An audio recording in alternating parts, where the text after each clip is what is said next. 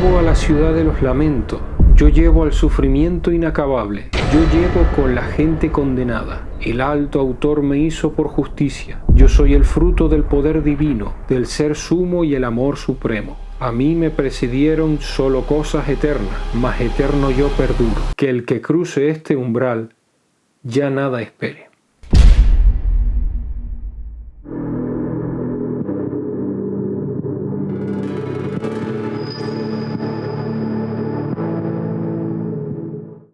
Hola a todos, ¿qué tal? Hoy vamos a hablar de un libro que no sé cómo describirlo sinceramente. Si no es el mejor libro que he leído en mi vida, a lo mejor es el segundo. Y lo digo sinceramente, lo digo en serio. Hoy vamos a hablar de La Divina Comedia, de Dante Alighieri. A los que nos gusta el arte, siempre, y nos adentramos en una de las artes, siempre de repente descubrimos una que es como que lo completa todo. Encontramos como la obra maestra, la obra que de repente llegamos y decimos, esto es. Vemos la película y decimos, esto es el cine. Esto es todo lo que quiero, esto es todo lo que es la perfección, ¿no? Pues yo creo que si no lo es esto, no sé qué será, porque es lo más cercano que yo he visto a la perfección. Este vídeo va a ser una primera parte de una trilogía que pretende pues comentar un poco las impresiones que he tenido de esta obra, que está dividida en tres partes. Ahora vamos a ver un poco más adelante en la introducción. Esto es simplemente una presentación. Va a ser una saga de tres partes, por cada parte del libro. Bueno, esta parte necesariamente va a ser un poco más larga, ya que voy a hacer una introducción a la figura de Dante y a su contexto histórico, ya que creo que es muy importante para entender la obra y la complejidad de la obra. Yo tengo esta edición, la edición de Penguin Clásicos. Por cierto, no lo he dicho, pero en este vídeo, evidentemente, vamos a tratar el primer libro de estos tres, que es El Infierno. Hoy vamos a tratar el infierno de Dante, el terrible infierno de Dante. Yo tengo esta edición de Penguin Clásicos, una edición preciosa, a mi juicio. En este canal siempre he dicho que los libros de Penguin no me pagan, ojalá me pagasen, no. Pero es que los libros de Penguin Clásicos me gustan muchísimo. Y además creo que son libros de buena calidad. Dicho esto, ahora sí vamos a la introducción.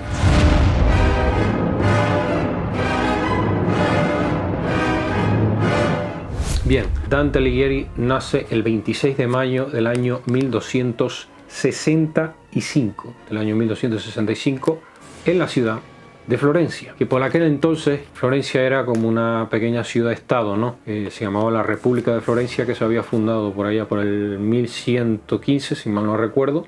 Dante crece en el seno de una familia de la nobleza baja, digamos que es una familia de nobles, pero ya más reducida. Ha perdido poder adquisitivo, por así decirlo, y bueno, aún así se mantiene en un estatus más o menos considerable. A medida que crece, se introduce en el mundo de la política y ahí es cuando va a tener problemas, y ahí es cuando, digamos, hay que empezar a explicar, ¿no? Por aquella época, a finales del siglo XIII, de la Edad Media, durante la Edad Media hubo un problema, digamos, un conflicto entre lo que serían los gibelinos y los güelfos, y la República de Florencia pues no iba a ser una excepción. Esto habría que explicarlo, sí, nos podríamos extender muchísimo, pero a grandes rasgos, digamos que la ciudad en ese momento había un conflicto, digamos una paz tensa entre ambas facciones. Por una parte, los gibelinos eran más fieles al poder del Sacro Imperio Romano germánico, que estaba evidentemente por lo que conocemos como Alemania. Evidentemente Alemania no existe hasta finales del siglo XIX. Y los gibelinos, que digamos apoyaban el poder de Roma. Bien, Dante era un gibelino, pero digamos que era un gibelino muy suave. Hay que entender también que dentro de lo que son los gibelinos, esta lucha de poder, existen dos facciones a la vez. Los gibelinos no, están los güelfos. Los güelfos son los que apoyan evidentemente al Papa. Y dentro de los güelfos hay, digamos, otras dos divisiones. Están los güelfos negros y los güelfos blancos. ¿Cuál es la diferencia? Bueno, los güelfos negros eran, digamos como muy radicales, ¿no? Eran muy fieles al Papa. ¿He dicho rey? No sé si he dicho rey o Papa, pero bueno, eran fieles al Papa. digamos, al Papa de Roma y a la Iglesia Católica. Y los güelfos blancos eran un poco más suaves, eran un poco, bueno, sí, pero tampoco hay que volverse muy loco, ¿no? Ahora bien, Dante resulta que no solo era un güelfo blanco, sino que incluso en algunos aspectos se podría considerar gibelino. Digamos que Dante no le caía muy bien los papas a Dante. Dante, efectivamente, formó, recordemos que es un poeta, ¿no? Formó parte de lo que se llamó el Dolce Stilo Nuovo. El Dolce Stil Nuovo. El Dolce Stil Nuovo viene a ser como una especie de nueva escuela que, digamos, es como una especie de romanticismo, pero a la medieval, por así decirlo. Digamos que insistía mucho en los sentimientos, porque antiguamente pues todo se hacía como muy racionalmente, ¿no? Los poemas se hacían como, no lo sé explicar bien realmente. Pero bueno, no solo era él, sino que eran otros varios autores. Aparte de esto, Dante es considerado el padre del italiano. ¿Por qué? Dante es una figura muy importante porque en aquel entonces, estamos hablando finales del siglo XIII, digamos que las lenguas, el italiano decir italiano es un poco pretencioso, era un dialecto toscano, ¿no? Entonces, ¿por qué se considera el padre del italiano? Por aquel entonces las obras en general, en la gran mayoría, se escribían en latín. Entonces Dante tuvo la osadía, por así decirlo, de escribirlo en su idioma, en el idioma coloquial que se usaba allí. Digamos, se decía que era el idioma que utilizaban las rameras, no era un idioma callejero, que era un dialecto toscano que actualmente consideramos el italiano. ¿Por qué es el padre? Bueno, él escribió la Divina Comedia en este toscano, pero claro, como, digamos, carecía de palabras suficientes, o bueno, quién sabe las razones reales, ¿no? Pero bueno, el tema es que Dante, a medida que escribía la Divina Comedia, se iba inventando palabras, ¿no? Y en ese inventar palabras, pues acabó creando pues casi que un idioma, ¿no?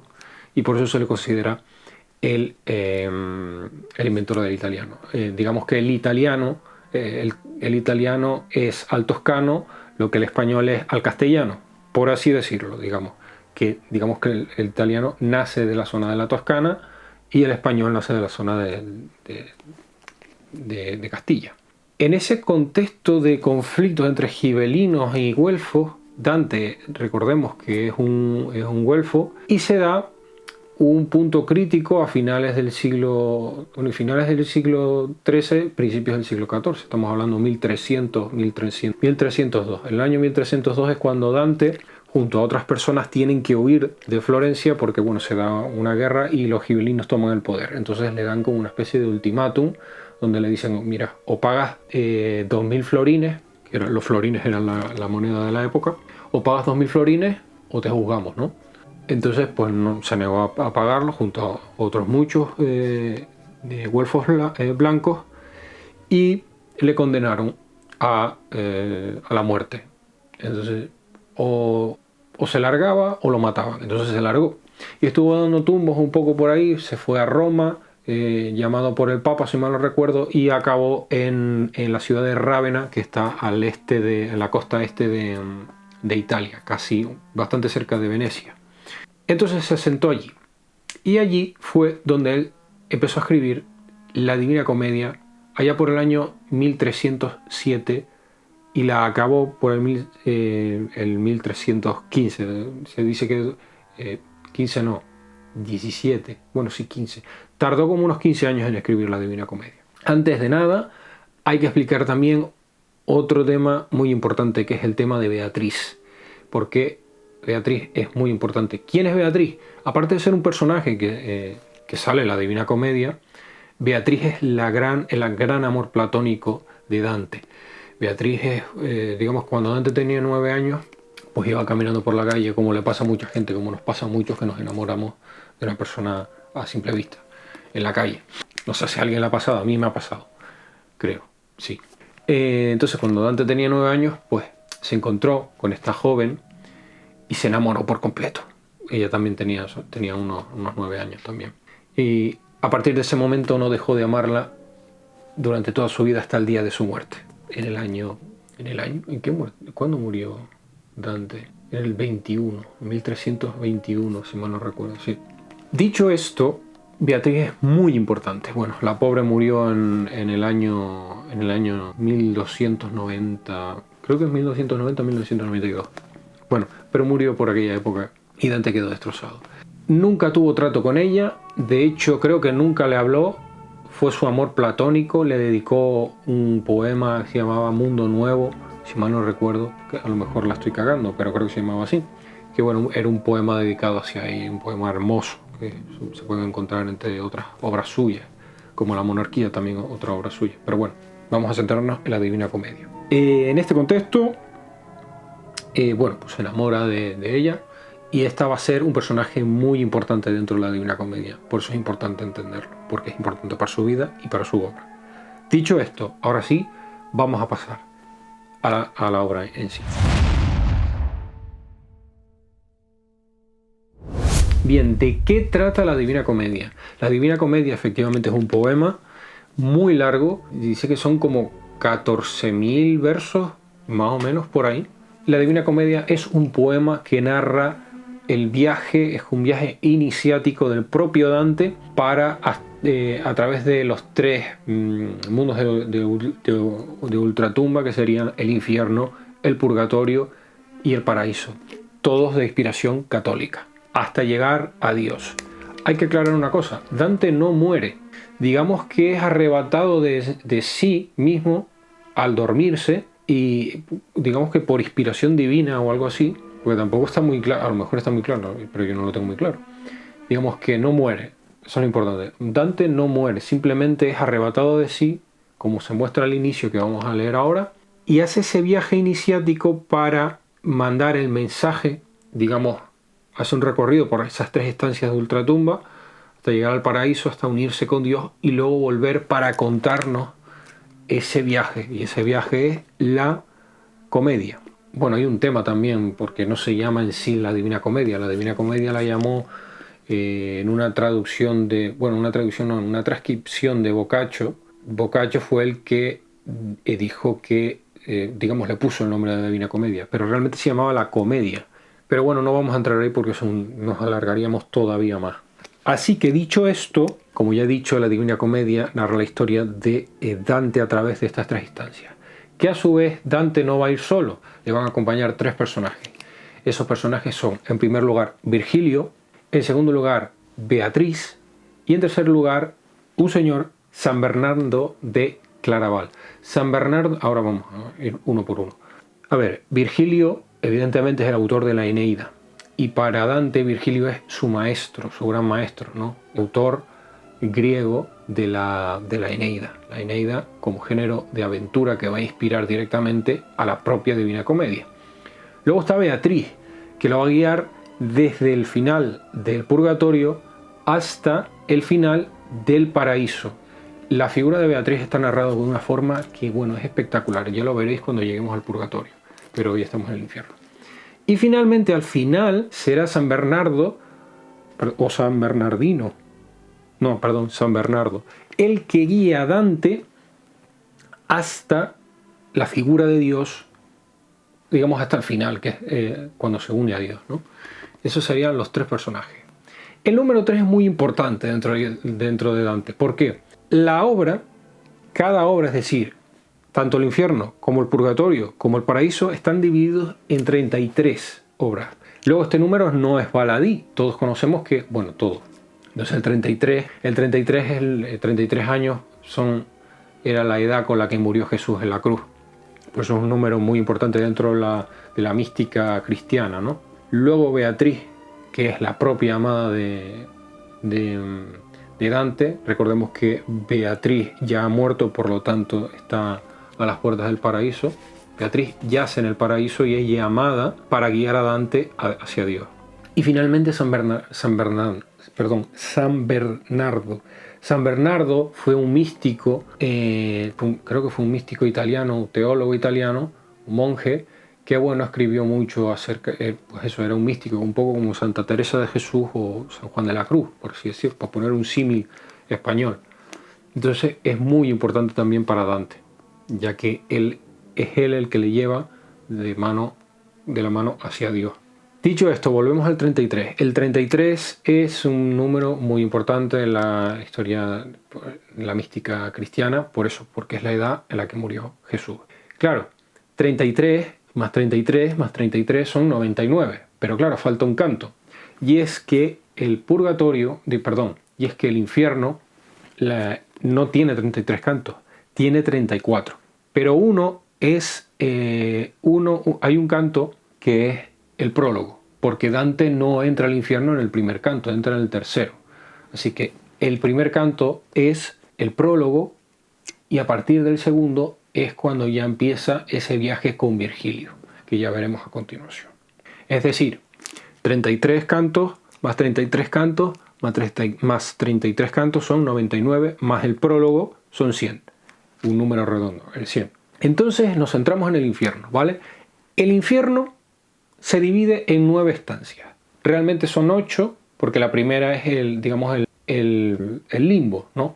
El primero, como ya he dicho, es el limbo. Y en el limbo se encuentran los no bautizados y los justos paganos. Y entre los justos paganos está Virgilio. ¿Por qué? Porque Virgilio, por así decirlo, digamos que por alguna razón que no recuerdo ahora mismo, es respetado dentro, digamos que fue un pagano evidentemente porque formó parte de la cultura griega, pero que hay elementos en su obra que hacen referencia a un futuro rey que nacerá y guiará a la humanidad. Y bueno, se entiende que ese rey es Jesús y por eso es un pagano valioso, ¿no? Y el castigo que sufren allí es que no sufren no sufren, por así decirlo, pero bueno, en fin. El segundo círculo es donde están los lujuriosos, que son arrastrados sin cesar por un viento violento, simbolizando como la vida fueron barridos por sus pasiones, ¿no? El tercer círculo están los glotones, es decir, la gula, y yacen en el barro bajo una constante lluvia de granizo y fango. El cuarto círculo se encuentran los ávaros y los pródigos, que empujan grandes pesos en un círculo, es decir, empujan piedras en un círculo, básicamente, como el mito de Sísifo, básicamente. El quinto círculo es donde se encuentran los iracundos y los perezosos, que pelean violentamente entre ellos, mientras los perezosos están sumergidos en el lodo, incapaces de actuar o expresarse, puesto que en la vida, pues al ser muy perezosos, pues están condenados a no poder moverse. Es muy lógico, ¿no?, el castigo. El sexto círculo es para los herejes. Y aquí se entiende que a medida que vamos descendiendo en los círculos del infierno, se van agravando los pecados. Entonces en el sexto círculo nos encontramos con los herejes, que están encerrados en tumbas de fuego por toda la eternidad, simbolizando su rechazo a las doctrinas de la Iglesia y su separación de la verdad divina. Luego el séptimo círculo está a su vez dividido en 3 anillos, ¿vale? Y por cierto es donde están los violentos. En el primer anillo están los violentos contra otros, se entiende, ¿no? Los que han hecho daño al prójimo, que son sumergidos en un río de sangre hirviente dependiendo de la gravedad de su violencia. En el segundo anillo están los violentos contra sí mismos, se entiende, ¿no?, lo que significa violentos contra sí mismos, pues que sean, no puedo decir esa palabra aquí evidentemente porque si no la lío. Tercer anillo, los violentos contra Dios, la naturaleza y el arte. Y aquí nos encontramos un caso muy, muy grave, que no vamos a tratar aquí, pero bueno, es un canto muy famoso, ¿no?, que son castigados en desierto de arena ardiente con lluvias de fuego. Y luego entramos al cuarto círculo, donde están los fraudulentos. Es decir, a partir de aquí, del octavo círculo hacia abajo, digamos que el octavo y el noveno círculo están unidos por lo que es el concepto de la mentira. Cosa que me gusta mucho porque si hay cosas que yo odio en la vida son las mentiras. Pero bueno, el octavo círculo es donde se encuentran los fraudulentos y está dividido a su vez en 10 fosas, dependiendo de los distintos tipos de fraude que han cometido, ¿vale? Y llegamos finalmente al noveno círculo, al peor de todos, que es donde están los que cometen el peor pecado de todos, que es la traición. El noveno círculo a su vez está dividido en 4 estancias, que se llaman Caína, Antenora, Ptolomea y Judeca. Lo de Judeca se puede entender por qué, ¿no? Bien, En Caína es donde están congelados hasta el cuello en el hielo. Llegados a este punto hay que explicar una cosa. Digamos, el último anillo donde están, donde se encuentran el último anillo donde se encuentran, es decir, el noveno círculo, lejos de lo que podríamos pensar de un sitio donde hay fuego y nada, resulta que es un lago completamente helado en el que yacen personas congeladas en el suelo. Y en medio de ese lago está Lucifer. Bueno, ya he dicho el spoiler, pero bueno, todo el mundo creo que se lo imaginaba, ¿no? Entonces, en Caína es donde están congelados hasta el cuello en el hielo. En Antenora están congelados hasta la cabeza, incapaces de moverse. En Ptolomea yacen boca arriba en el hielo, con sus lágrimas congelándose los ojos. Y en Judeca están totalmente sumergidos en el hielo. En el centro del círculo está Lucifer, que ya veremos lo que está haciendo cuando lleguemos al noveno círculo. Dicho esto, ahora sí, vamos a ir comentando una serie de partes que yo he seleccionado. He seleccionado 10 partes, entre las cuales la mayoría son, digamos, momentos que a mí me han llamado mucho la atención, y otros que he seleccionado porque son muy famosos, porque son cantos muy famosos y además me han llamado mucho la atención ya que son muy destacados. Así que dicho esto, vamos a adentrarnos ahora sí en la obra.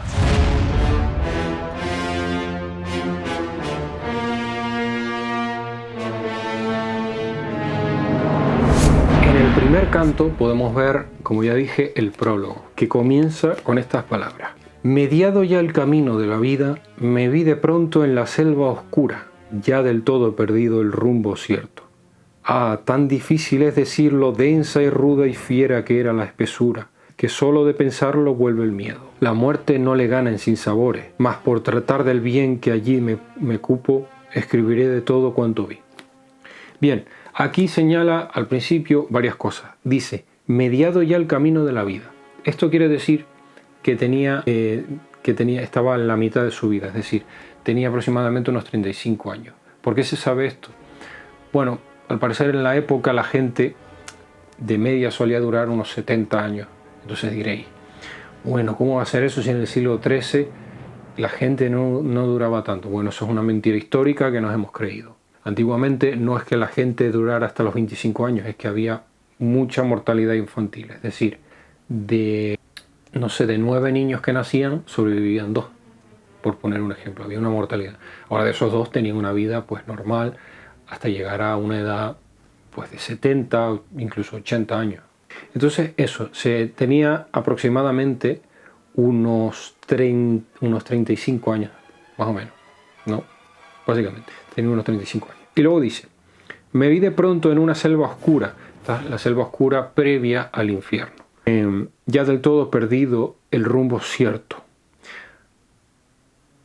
Y bueno, es en este canto, más adelante, en el que encontrará a Virgilio, ya que Virgilio es llamado del primer, digamos, es extraído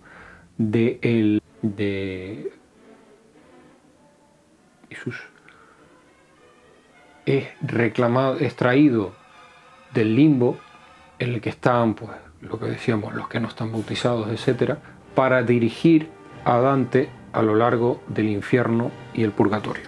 Vale, eso es el canto 1.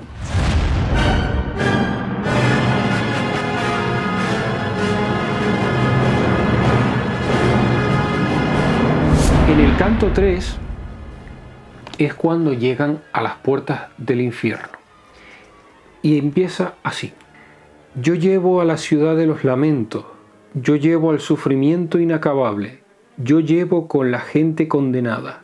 El alto autor me hizo por justicia, yo soy el fruto del poder divino, del ser sumo y el amor supremo. Y el amor supremo. A mí me precedieron solo cosas eternas, mas eterno yo perduro. Que el que cruce este umbral ya nada espere. Eso es lo que pone escritas en lo alto de la puerta que conduce al infierno.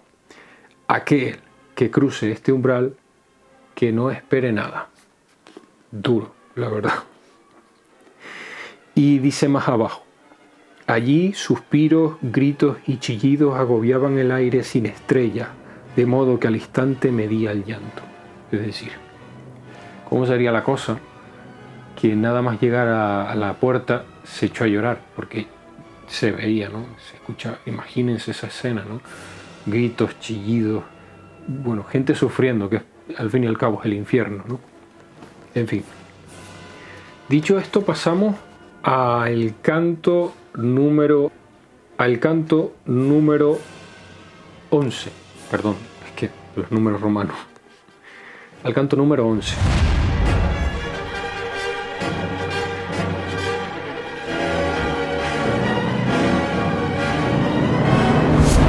Habla un poco de la naturaleza humana.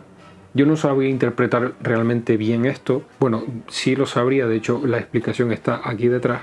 Dice: Virgilio y Dante se resguardan en las emanaciones pestilentes que suben del séptimo círculo. Aprovecha Virgilio para instruir a Dante acerca de la disposición de las restantes regiones infernales. Le aclara también la razón de su distinción de pecadores que quedan fuera del dite y la ocupan. Bueno, ese es el contexto. Estamos en el canto 11, están en el séptimo círculo del infierno. En este contexto a Dante le viene una duda. Dice: ¿por qué la usura ofende a Dios? Y entonces Virgilio acude a la obra La física de Aristóteles, que es una de las obras de Aristóteles. Las referencias al mundo clásico van a ser constantes, no solo por parte de Virgilio, sino por el propio Dante, nombrando también a personajes dentro que están en el infierno, en el purgatorio o en el paraíso, que son también del mundo clásico. Hay esa conexión medieval y el mundo clásico que no solo se da con, no sé, con Santo Tomás de Aquino, con Aristóteles, sino que también se da, pues, por ejemplo, como estamos viendo, con Dante. Entonces, dice así, le responde Virgilio, ante la duda, ¿por qué la usura ofende a Dios? Y Virgilio responde: la doctrina, me dijo, a quien la sigue enseña, y en no pocas de sus páginas, que la naturaleza tiene origen en la mente divina y sus funciones. Si bien te zambulles en la física, encontrarás desde el inicio mismo que la obra humana imita a la natura cuanto puede, discípula aplicada, y la industria humana a Dios remite. La industria y la natura, si recuerdas el inicio del Génesis, son fuente de la vida del hombre y su mejora. Tomando el usurero otro camino, desprecia la natura y su pupila, y donde la esperanza y pone la esperanza en otra parte. Pero es hora de hundirnos más abajo. Bueno, aquí ya se va. Esa es la explicación que le da. La verdad, son este tipo de explicaciones. O sea, no da puntada sin hilo, es decir, es maravilloso. Todo está bien, ¿sabes? No hay nada que sobre, todo está perfectamente medido por Dante. Los cantos están perfectamente medidos. Un hombre de una cultura inmensa. Dicho esto, nos vamos al canto 18.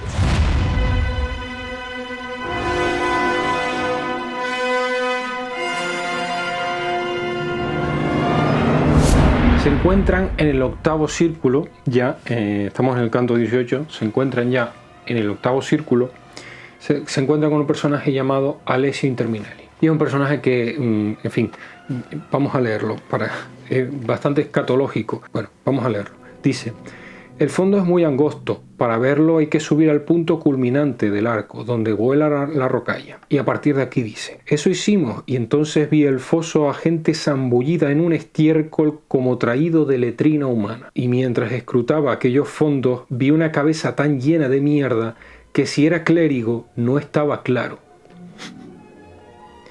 Fue y me ladró. Me ladró, ¿sabes? No me habló, me ladró. Así será el cariño que le tiene.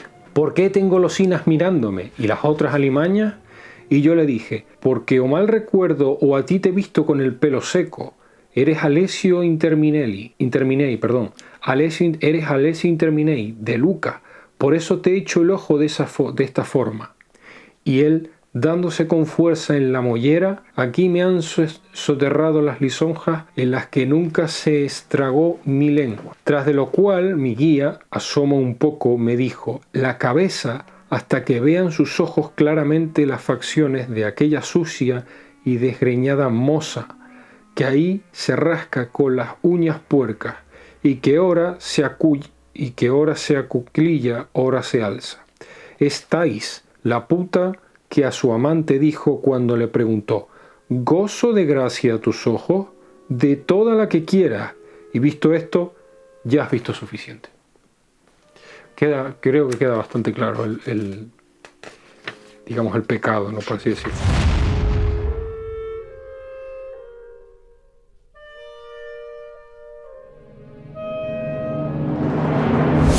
Luego nos vamos al canto 19 y este es, bueno, es una barbaridad. Digamos que aquí se encuentra con un papa, concretamente se encuentra en la tercera bolsa digamos del círculo octavo y se encuentra con el papa Nicolás III y empieza a increparlo. ¿Por qué? Bueno, aquí se ve el cariño que le tenía Dante a los papas. Y dice así: y si no fuera porque lo impide es verdad. Bueno, ya empieza a increparlo, entonces a continuación empieza a darle más duro, por así decirlo. Y si no fuera porque me lo impide la reverencia por las santas llaves que fueron tuyas en la vida clara, usaría palabras más acerbas. Es decir, si no fuera porque es papa, la que te caía era peor, ya que vuestra avaricia vicia al mundo, hunde al probo y ensalza al depravado. Os presiente, pastores, la escritura en esa que se asienta sobre aguas y los reyes se prestan al puterío. Un Dios os fabricasteis de oro y plata. ¿En qué sois diferentes al pagano? Él tiene un ídolo, vosotros miles. Aquí haciendo un poco un guiño a Virgilio, ¿no? Ay, Constantino, cuántos males trajo, no que te convirtieras, sino el lucro que de ti tuvo el primer papa rico. Y mientras le cantaba tales notas, movido por la rabia y la conciencia, él pateaba al aire con los remos. Es decir, estas personas, los papas, hay que entender cómo estaban. Su castigo era estar en un foso vertical, boca abajo, y solo estaban por fuera sus pies. Esto hace referencia a que, digamos que en su vida, siempre en vez de mirar a lo alto, en vez de mirar a la virtud, que era lo que se deberían dedicar, ya que eran papas, se dedicaron a lo terrenal, ¿no? Al dinero, a la lujuria. Y por eso están boca abajo, básicamente. En fin, y dice: y mientras le cantaba tales notas, movido por la rabia y la conciencia, él pateaba al aire con los remos. Y creo que a mi guía disfrutaba, porque con rostro contento se movía al sonido veraz de mis palabras. Es decir, estaba orgulloso porque sabía que lo que estaba diciendo es verdad, que los papas eran unos canallas, básicamente. Dicho esto, pasamos al canto 26.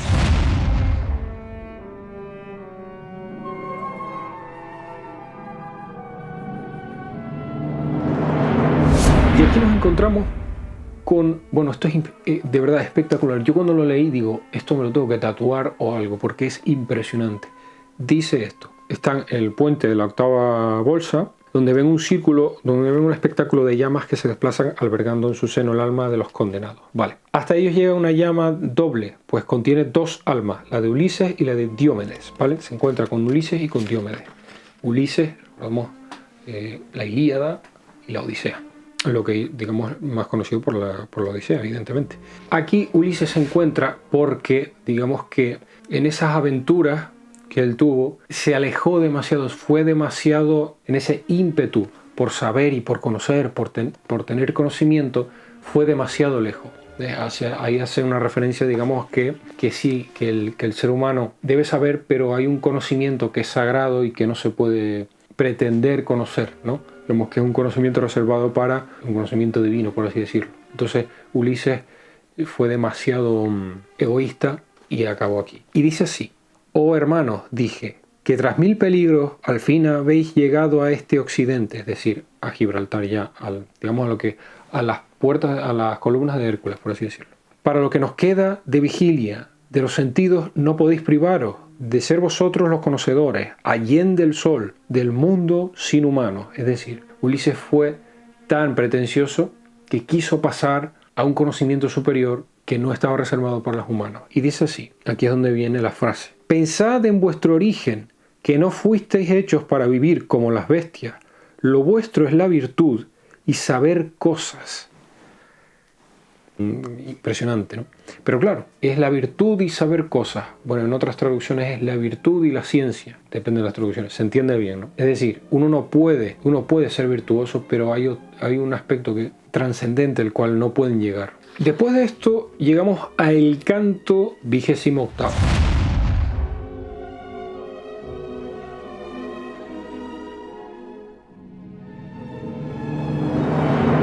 El canto 28, que lo he señalado personalmente por lo escatológico que es, porque aquí digamos que en un espectro de cosas bonitas y cosas feas, en lo que vendría siendo la Divina Comedia, en un extremo del espectro, es decir, el lado más luminoso y virtuoso y bello, por así decirlo, nos encontramos las descripciones del paraíso, especialmente las que se refieren a cómo Dante describe la belleza de Beatriz, y bueno, en fin, ya veremos más adelante cuando lleguemos al paraíso.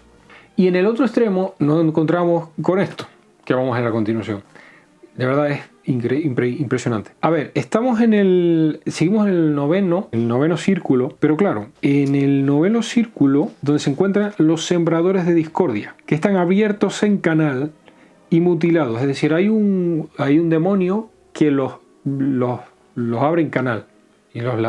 Bueno, al fin y al cabo estaba en el noveno círculo. ¿Quién se esperaba otra cosa? Y dice así, prepárense. Y unos mostrarán horadado el cuerpo y otros rajado. Eso sería menos que lo que la novena olla asquerosa. Nunca un tonel sin fondo o sin sus duelas se vio tan destripado como un bulto rajado del mentón a donde el pedo. Rajado del mentón a donde el pedo.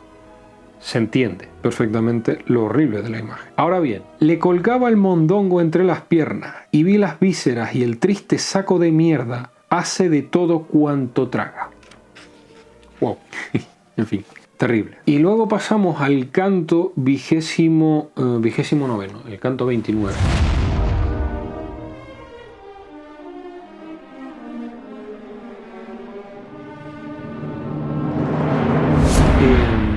Simplemente es muy rápido, lo he señalado porque, bueno, dice así. Y le dije al poeta, ¿existió nunca gente tan vana como la de Siena? No, que hasta los franceses lo son menos. Bueno, en el siglo XIV ya la gente tenía conocimiento de lo que era Francia. En fin. Y dicho esto, llegamos a uno de los cantos más terribles que existen. Bueno, por no decir el más terrible.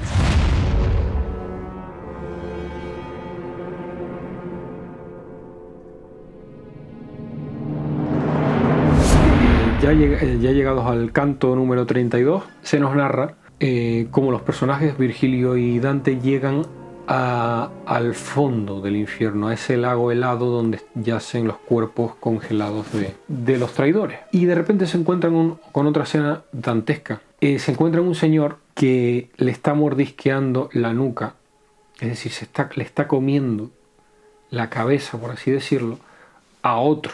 Bueno, antes de nada, comentar una cosa de la descripción escatológica que di antes. Bueno, de la del canto 28º, el canto 26. Resulta que en esta olla, en esta parte del infierno, yace otro personaje sembrador de discordia. Ese personaje es Mahoma. Sin comentarios. Mahoma yace en el 8º círculo del infierno. Sin comentarios. En fin. Volvemos al canto 32. Dice así. Y estábamos ya lejos de esa sombra cuando vi a dos, helados en un hoyo, por gorro, una cabeza sobre la otra. Y como el pan devoran los hambrientos, así es el de arriba, al otro le mordía donde se junta el seso con la nuca. Le pregunta, oh tú, que bestialmente testimonias el odio que le tienes a tu presa. Dime la causa, dije. Y te prometo que si tienes razón para quejarte, sabiendo quiénes sois y cuál su culpa, y te verás allá arriba compensado, si esta con la que hablo no se seca. Bien, así acaba el canto 22 y prosigue en el canto 23. Y dice así. La boca alzó de su feroz pitanza al pecador y se limpió con el pelo de aquel cuyo cogote era despojo. Después habló. Me pides que renueve el terrible dolor que compensarlo antes de que me hable me atenaza el pecho. Si han de ser mis palabras la semilla que cause infamia a este traidor que erró. Llorar y hablar vendrán al mismo tiempo. No sé quién eres tú, ni cómo aquí has llegado. Pareces de Florencia, ciertamente a juzgar por el acento. Has de saber que fui el conde Ugolino, y este de aquí es Ruggieri. Ruggieri el arzobispo. Vale. El canto prosigue, pero lo voy a explicar. Para no seguir leyéndolo, básicamente. El conde de Ugolino fue un conde de Florencia, valga la redundancia, que bueno, por este rifirrafe que había entre un y otro bando, estas venganzas que habían entre uno y otro bando, fue metido dentro de una torre, fue encerrado dentro de una torre a raíz de un conflicto por el arzobispo Ruggieri con sus hijos.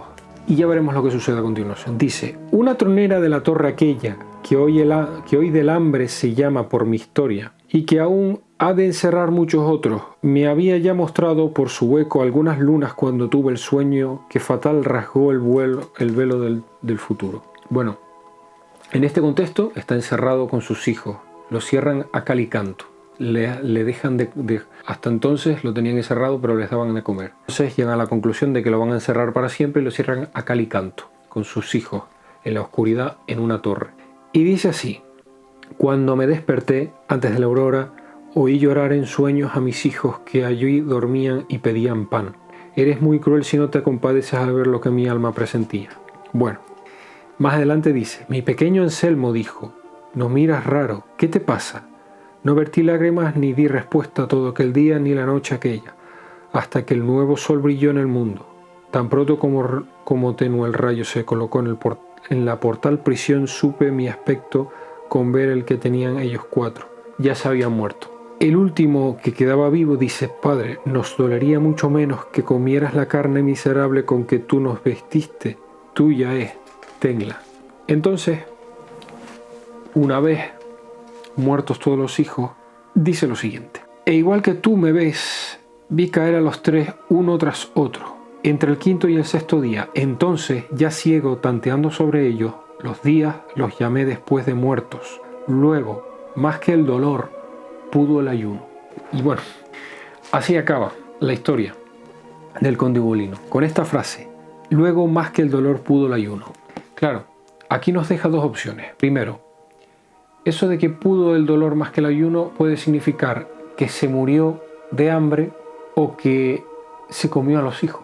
Bueno, nos deja ahí en esa encrucijada, que no sabemos si una cosa ni la otra, a saber, ¿no? Pero bueno, en fin, ¿qué nos esperábamos? Estamos en el noveno círculo del infierno. Y finalmente nos encontramos con Lucifer.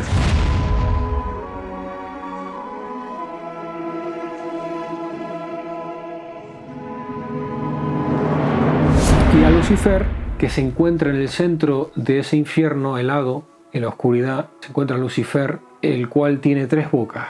Y en esas 3 bocas está devorando 3 cuerpos. Y dice así, las bocas destenazaban con los dientes a un pecador, igual que a gramadera, de modo que eran los 3 los supliciados. Herían los mordiscos al del centro menos que los zarpazos que sin orden le dejaban la espalda desollada. Esa sombra que pena más que todas, dijo el maestro, es Judas Iscarionte. No verás su cabeza, ve sus piernas. Es decir, el Lucifer estaba comiéndose a Judas. Ya sabemos quién es Judas y lo que hizo, ¿no? Y de los 2 que están cabeza abajo, el que cuelga negro es Bruto. Ah, cómo se retuerce y no se queja. Y el otro es Casio, tan robusto él. Bien, de estos 3 evidentemente conozco a Judas y el otro, a Bruto. Si no recuerdo, creo que era el que traicionó a César. Ya sabemos también cómo acabó César, ¿no? Y Casio, pues no recuerdo quién era Casio. Pero bueno, así acaba el infierno. Y concluyo diciendo que, en fin, la Divina Comedia es una obra muy compleja y, como ya digo, lo ideal es leerla con detenimiento para disfrutar de la prosa misma, leyendo las anotaciones para entender el contexto y entender también la genialidad que hay detrás de la obra. Así que dicho esto, espero que ya habéis llegado hasta aquí, os emplazo para ver el capítulo dedicado al purgatorio. Así que nada, hasta la próxima.